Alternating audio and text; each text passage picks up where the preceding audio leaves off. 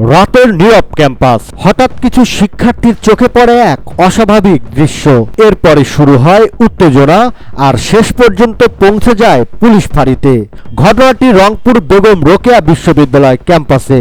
গত ২৮ মার্চ রাতের দিকে বিশ্ববিদ্যালয়ের কয়েকজন শিক্ষার্থী ক্যাম্পাসের ভেতরে এক তরুণ ও তরুণীকে আতঙ্ক অবস্থায় দেখতে পান বলে অভিযোগ ওঠে।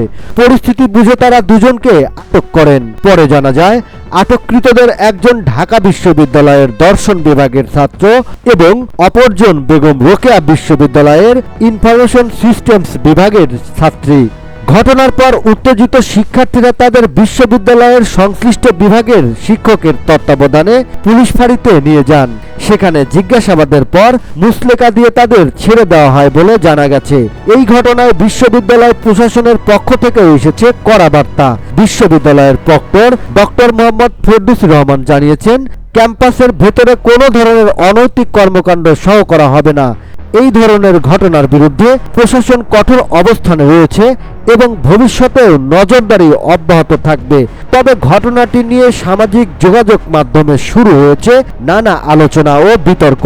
এক পক্ষ বলছে ক্যাম্পাসে শৃঙ্খলা বজায় রাখা জরুরি, অন্যদিকে আরেক পক্ষ প্রশ্ন তুলেছে এভাবে ব্যক্তিগত বিষয় নিয়ে প্রকাশ্যে হস্তক্ষেপ কতটা যুক্তিসঙ্গত।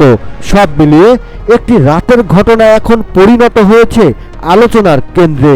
এখন প্রশ্ন, শৃঙ্খলা রক্ষার সীমা কোথায় আর ব্যক্তিগত গোপনীয়তার সীমা কতটুকু? এই প্রশ্নের উত্তরই হয়তো নির্ধারণ করবে ভবিষ্যতের পথ।